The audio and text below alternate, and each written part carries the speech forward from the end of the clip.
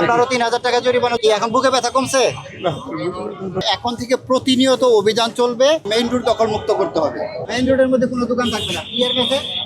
Main রোডের মধ্যে কোনো দোকান থাকবে না। এটা কার? এটা কার? এটা কার? আপনার কোন দোকান? আপনারও 3000, কোনটা এটা? ওইটা নাই, আরেকটা এইটা। আপনারও 3000 টাকা জরিমানা যদি দিতে পারেন ছেড়ে দিবেন। আর এই দোকান আজকে থেকে আর থাকবে না। ক্লিয়ার বিষয়টা? ক্লিয়ার? কি এখন বুকে ব্যথা কমছে? এখন কমছে একটু, আমি বুঝতেছি তো, ঠিক আছে?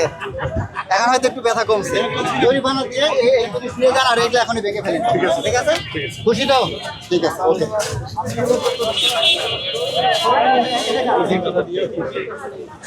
এটা এখন এইটা এখনই ভেঙে ফেলেন। আপনারা দেখেন মেইন রোডের মধ্যে প্রায় 20 থেকে 25 ফিট রাস্তা দখল করে আছে।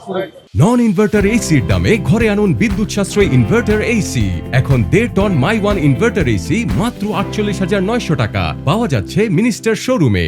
রেজিস্টার্ড আসলে এই দোকানগুলো সরে যায়, আবারও বসে। আসলে এইটা এখন আমরা আসলে স্থায়ী প্রতিকার কি? আসলে আমরা চেষ্টা করে যাচ্ছি, তবে এখন থেকে প্রতিনিয়ত অভিযান চলবে। আর এখানে যে আমি আসলেই ভেঙে দিব তা না, পুলিশও আছে, যারা আইন শৃঙ্খলা বাহিনীর আছে, তারাও যদি আমাকে ধরে নিয়ে আসে, আমার অফিসে নিয়ে আসে, আমি তাদের সামারি ট্রায়াল করে তাদের সাজা দিয়ে দিব বা জরিমানা করবো। আর এখানে আপনাদেরও কিছু দায়িত্ব আছে, যেখানে যেসব জায়গায় এইসব জিনিসগুলো হয় আপনারা পুলিশ বাহিনীকে বা আমাদের তথ্য দিবেন, আমরা চেষ্টা করবো সেখানে অভিযান চালিয়ে তাদের ভেঙে দিতেই করতে। আসলে স্থায়ী সমাধান বলতে এদের একটা হ্যাবিট হয়ে গেছে।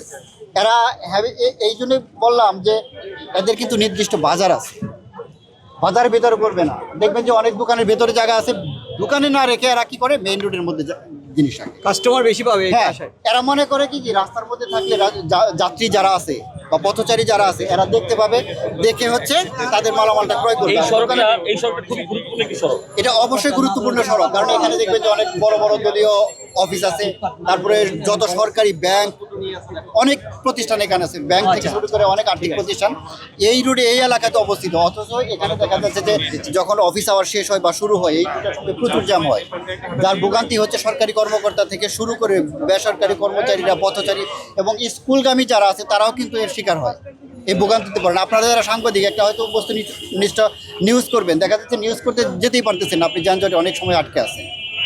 আমাদের অনেক সময় দেখা যাচ্ছে মোবাইল কোড করতে যাবো বা পুলিশ বাহিনী কোথাও হয়তো আগুন লেগেছে বা কোনো অপরাধ হচ্ছে, পুলিশ বাহিনী যাবে, দেখা যাচ্ছে যানজটে আটকে আছে, অথবা ভিআইপি কোনো পার্সন যাবে, দেখা যাচ্ছে যে ঘন্টার পর ঘন্টা আটকে আছে। এই জন্য আমাদের এই অভিযানটা আজকে মূলত উপর মহলের নির্দেশেই করছি যে এই রাস্তা না, শুধু ঢাকা মেট্রোর মধ্যে বিশেষ করে মেইন রোডের মধ্যে যে অবৈধ স্থাপনাগুলো আছে, এই লক্ষ্যে ট্রাফিক বিভাগের ডিসি মহোদয় আছেন এবং অতিরিক্ত পুলিশ কমিশনার যে ট্রাফিকের আছেন উনি সহ আমরা মিটিং করেছি, কমিশনার মহোদয়ের সাথে মিটিং করেছি, ইভেন এর আগে আইজি মহোদয়ের সাথে মিটিং করেছি।